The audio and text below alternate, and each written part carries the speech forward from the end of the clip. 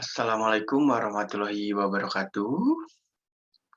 Alhamdulillah kita dapat bertemu kembali pada mata kuliah Kewirausahaan 3 di sesi yang ke-9.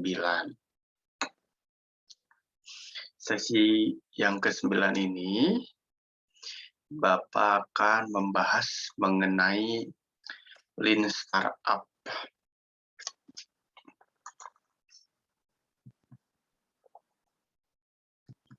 Baik. Nah, sebelumnya kita lihat nih. Banyak kasus saat ini ya terjadi bahwa startup kinerjanya menurun. Ya, bahkan ini dari 10 startup ya rintisan bisnis digital dari 10 startup hanya satu yang bertahan. Ya, luar biasa berarti ya ada penurunan. Tidak semua startup dapat berhasil untuk meraih kesuksesan.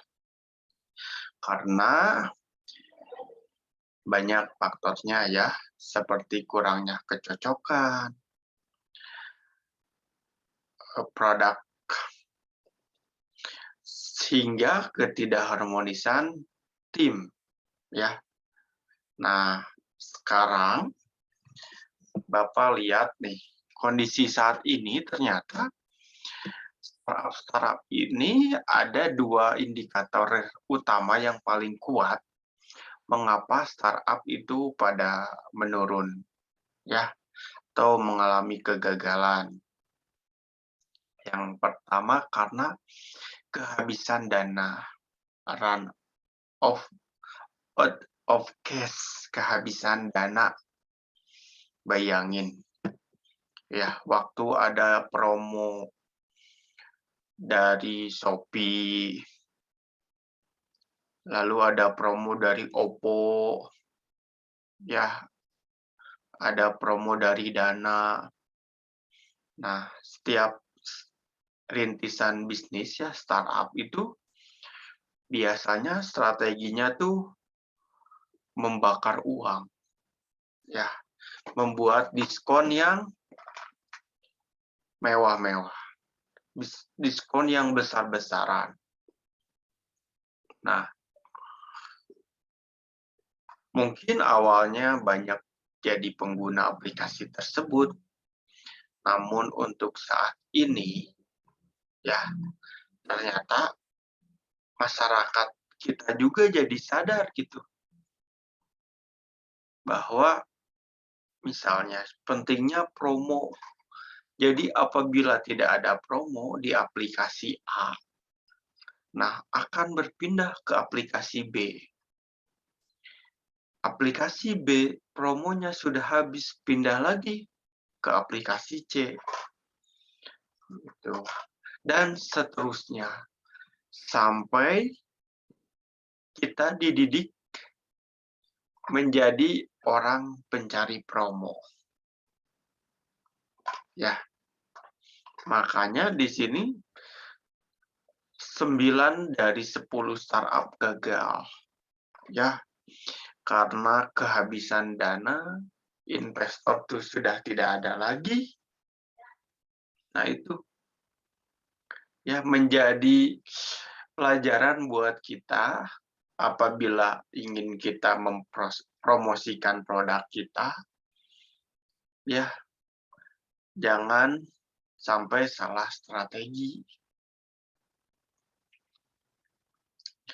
Lalu kegagalan berikutnya karena tidak adanya kebutuhan pasar. No market need, tidak adanya kebutuhan pasar. Ya, diibaratkan tidak terlalu urgent gitu dengan sebuah aplikasi tersebut. Ya, bisa gitu dengan cara-cara lain, tidak hanya dengan aplikasi tersebut. Makanya itu 2 faktor utama ya, yang membuat startup menjadi gagal. Ya, yang pertama kehabisan dana, yang kedua tidak adanya kebutuhan pasar. Jadilah kegagalan. Sekarang lihat banyak pengurangan pegawai dari startup. Ya, beralih efisiensi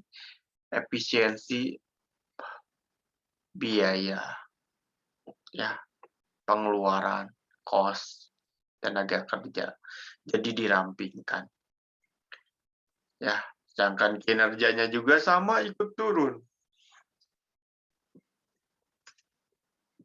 Nah, ini teori daripada Lean Startup. The Lean Startup tuh ya, atau disebut perintis bisnis ya, rintisan bisnis. Nah, ini yang membuat teori dari The Lean Startup, Eric Ries ya. Nama Lean Startup diambil dari Lean Manufacture. Lean Manufacture Revolution yang dikembangkan oleh Taichi Ohno dan Shigeo Shingo di Toyota. Pemikiran yang ramping secara radikal mengubah cara rantai pasokan dan sistem produksi yang dijalankan.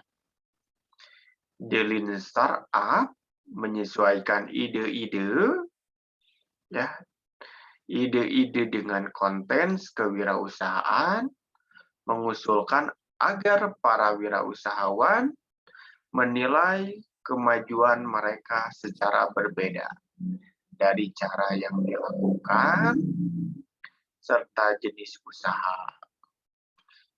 Kemajuan dalam berbeda dengan cara jenis usaha lainnya.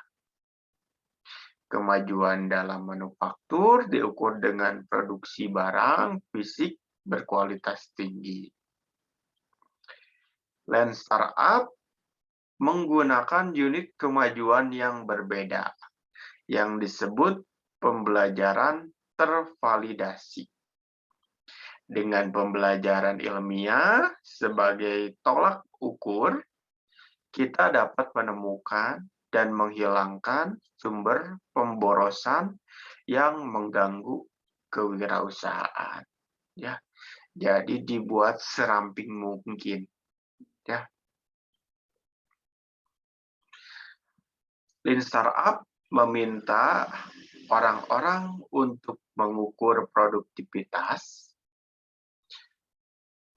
secara berbeda. Tujuan dari sebuah startup adalah untuk menemukan hal yang benar, untuk dibangun, hal yang diinginkan, dan akan dibayar oleh pelanggan. Ya. Secepat mungkin, dengan kata lain, Lean Startup adalah cara baru untuk melihat perkembangan produk baru yang inovatif, yang menekankan literasi cepat dan wawasan visi besar. Dan ambisi besar semuanya pada saat yang bersamaan. Nah, itulah dari Lean Startup. Sebetulnya ada lima prinsip dari Lean Startup.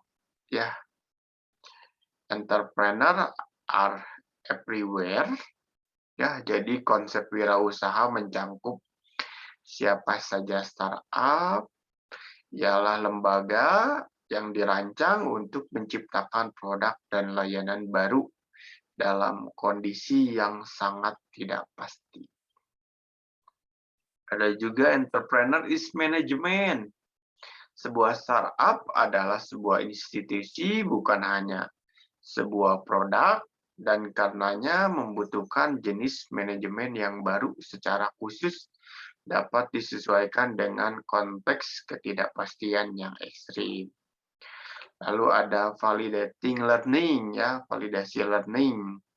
Jadi startup ada tidak hanya untuk menghasilkan barang,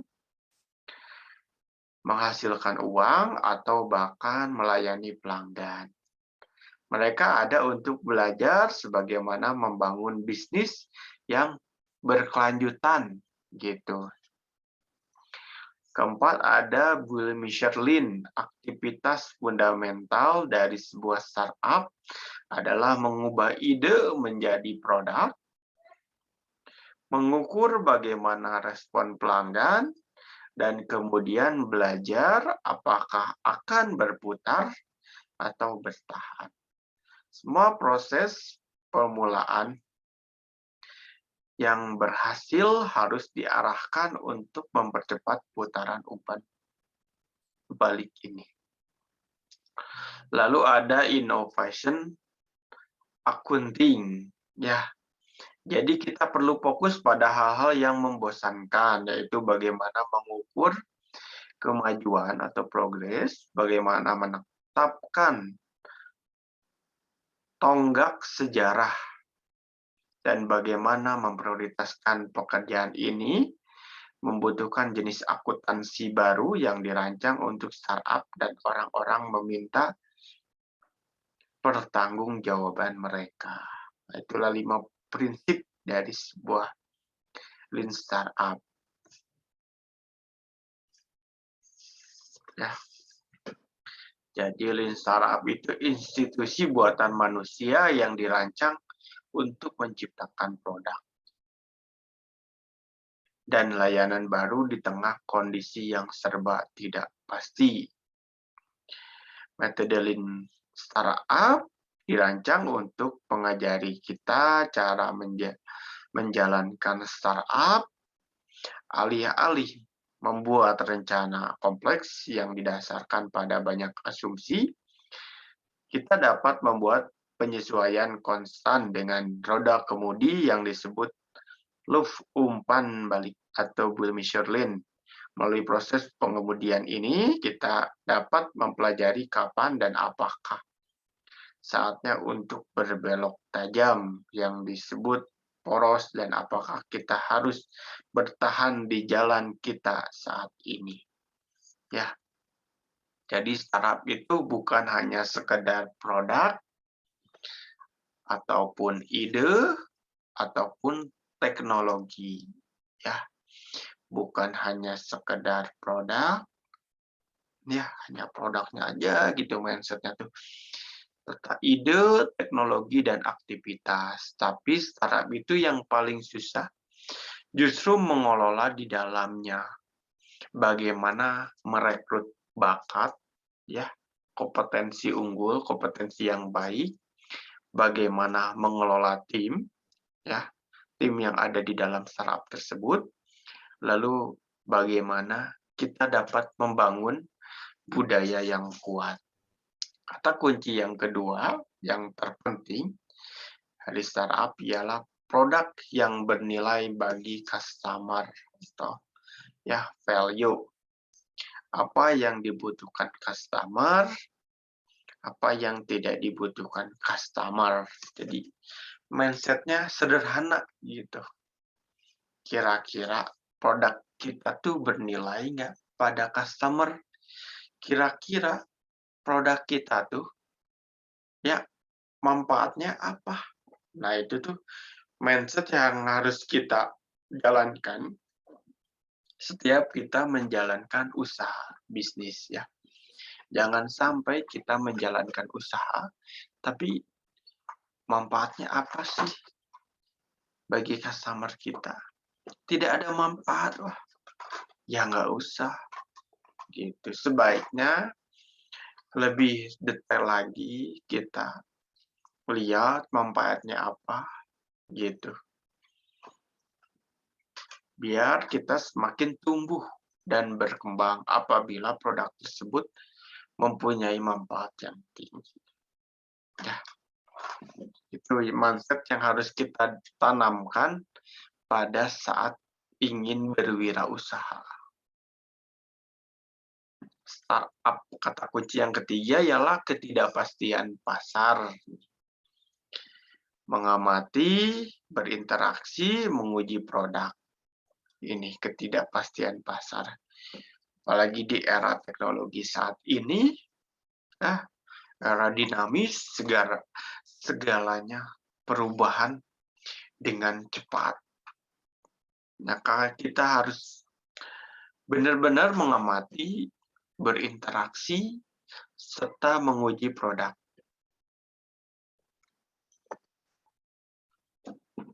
Sebelum melakukan eksperimen startup, perlu mengembangkan hipotesis. Ada 2 hipotesis yang perlu dikembangkan. Yang pertama, value hipotesis, nilai dari hipotesis tersebut, serta grow hipotesis atau pertumbuhan hipotesis. Value hipotesis ialah apakah suatu produk atau layanan punya nilai manfaat bagi pelanggan. Nah, lalu startup tidak harus berusaha memenuhi semua kebutuhan customer yang ada. Karena RIS sendiri menekankan istilah minimum variable product. Jadi, RIS tadi yang pencipta metode startup tuh, dia menekankan istilah minimum variable product. Kira-kira kalau kita mau membuat startup aplikasi digital, kira-kira secara minimumnya aja dulu, variabel dari produk yang akan kita luncurkan. Lalu nih MVP minimum variable product, sekumpulan fitur minimum fiturnya minimum, ingat jangan banyak-banyak. Yang benar-benar dibutuhkan dan harus secepatnya diuji pada customer. Yang kedua ada grow hipotesis, hipotesis pertumbuhan. Bagaimana perusahaan nantinya akan bertumbuh. Ada 3 jenis mesin pertumbuhan. Yang pertama sticky engine.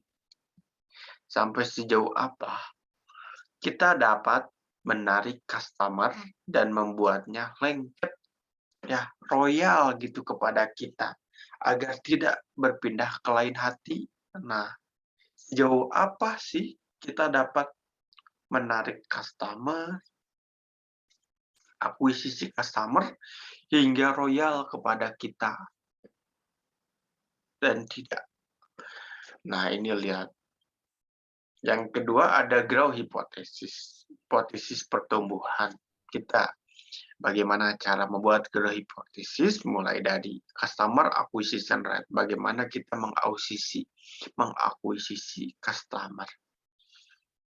Misalnya ada 40 new customer, dikurangi churn rate, customer yang lepas. 40 dikurangi 15, 25 customer.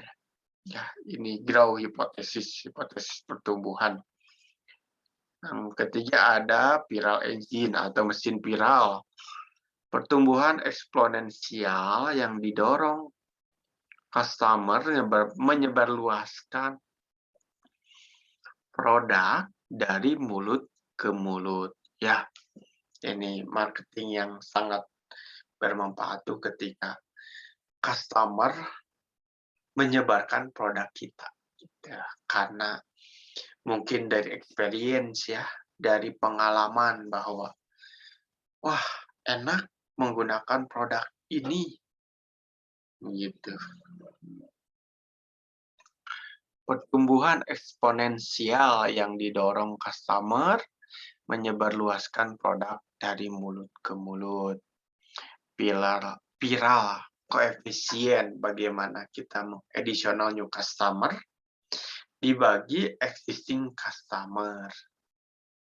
Ya, 4 dibagi 10, 0,4.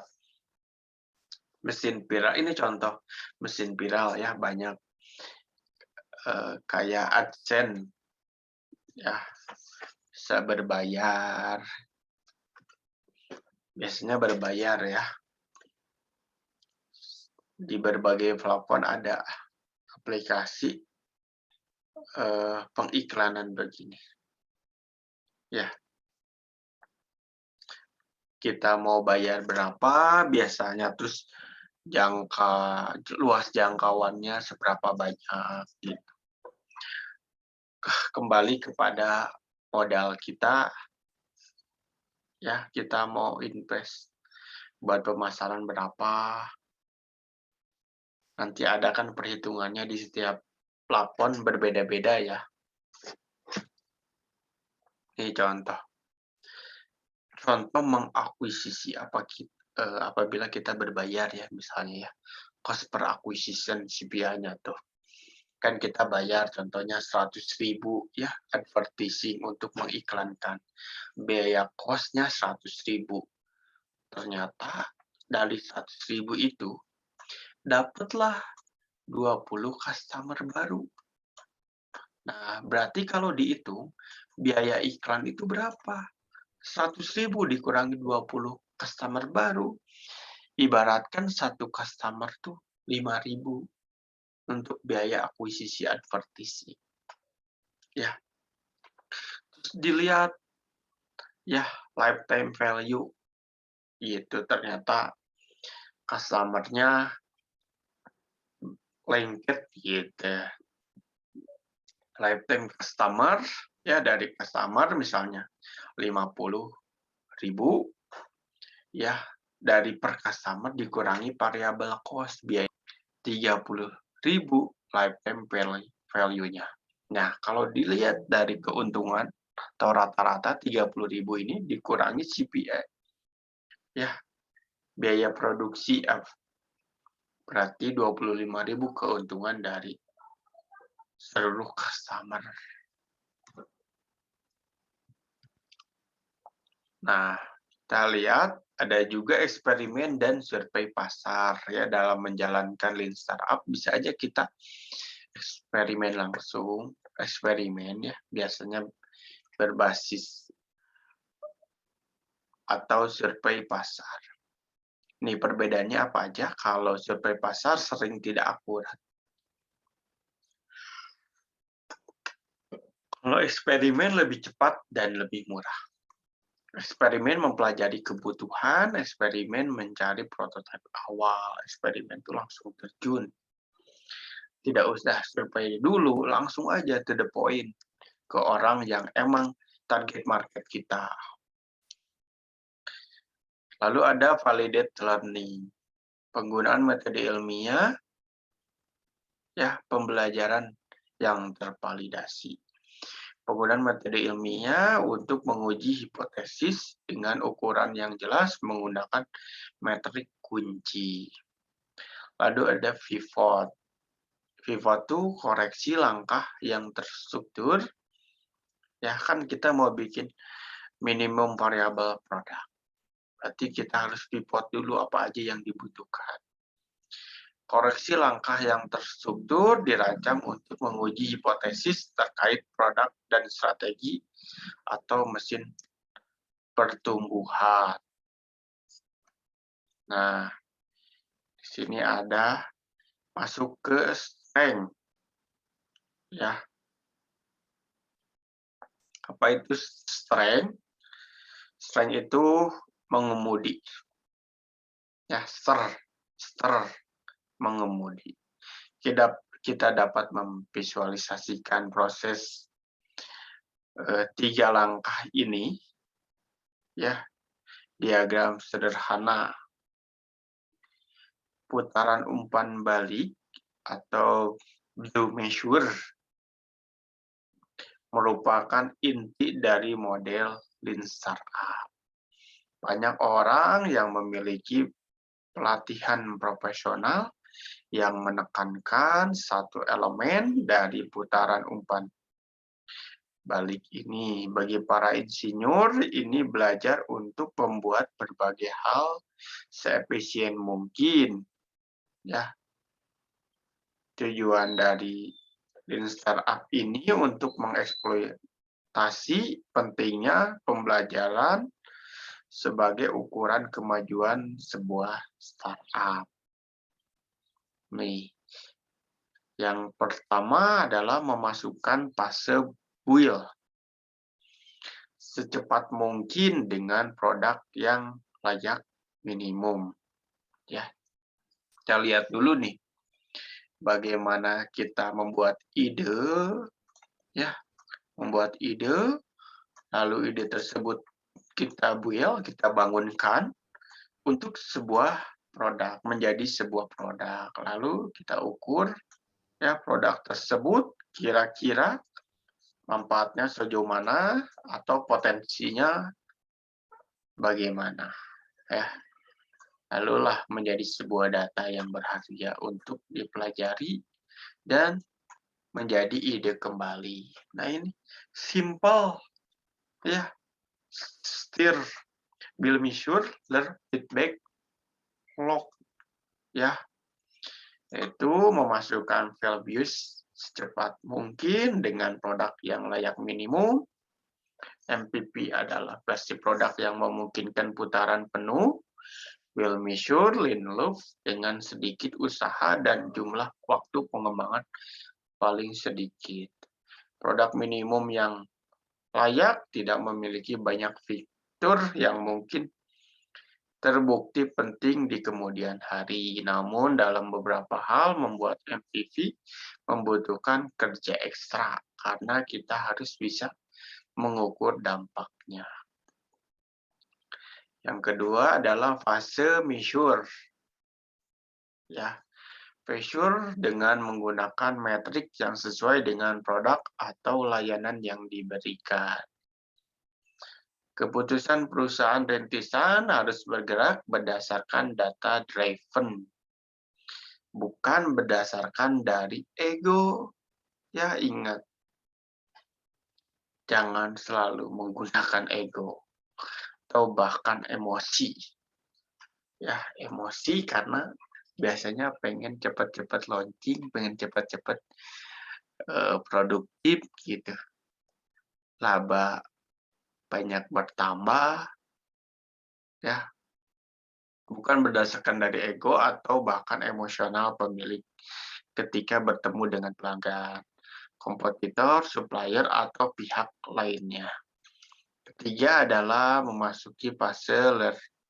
Dengan perusahaan rintisan harus bergerak berdasarkan kata driven, bukan berdasarkan dari ego atau bahkan emosional pemilik ketika bertemu dengan pelanggan, kompetitor, supplier, atau pihak lainnya. Data yang dihasilkan merupakan validasi dari ide baru yang lebih relevan bagi pengguna atau bisnis yang dijalankan. Ya.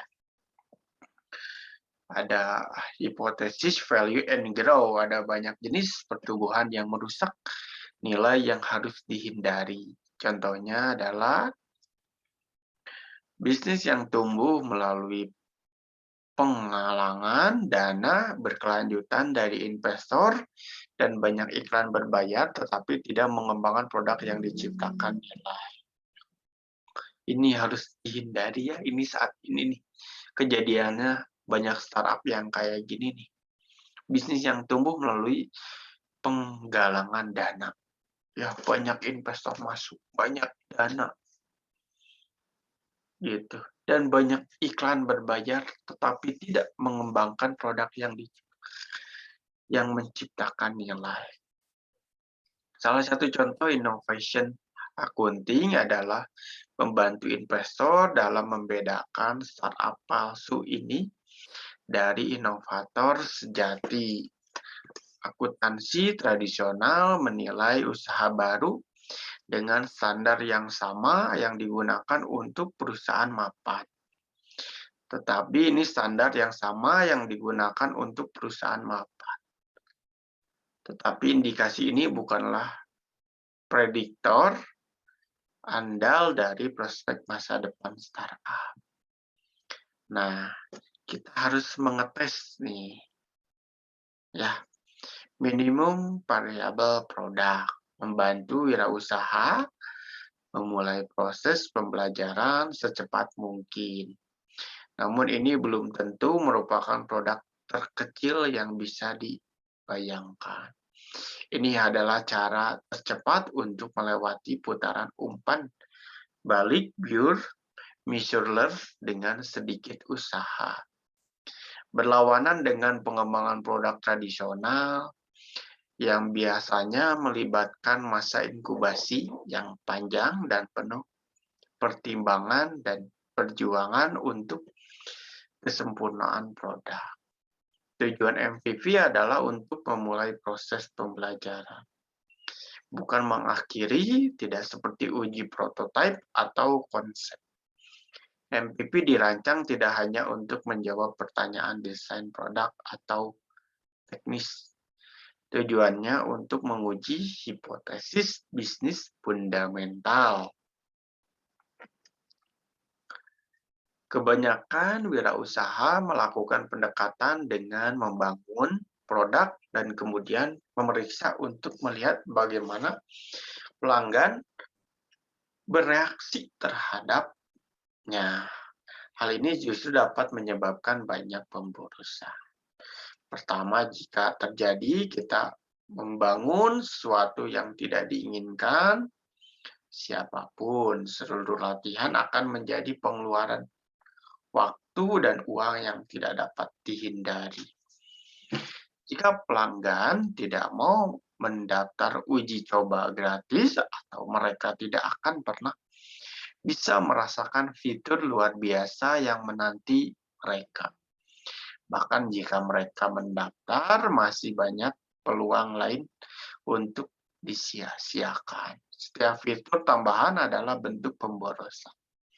Dan jika kami menunda pengujian untuk fitur tambahan ini, hal itu akan menimbulkan potensi biaya yang sangat besar dalam hal pembelajaran dan waktu siklus. Pelajaran dari MVP adalah bahwa setiap pekerjaan tambahan di luar apa yang diperlukan untuk mulai belajar adalah pemborosan.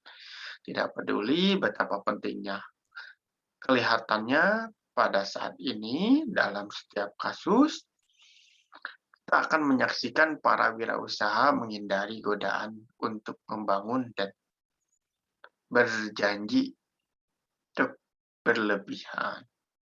Ya, mungkin cukup sekian materi dari Lean Startup di sesi yang ketiga, sesi yang ke-9, mata kuliah kewirausahaan 3.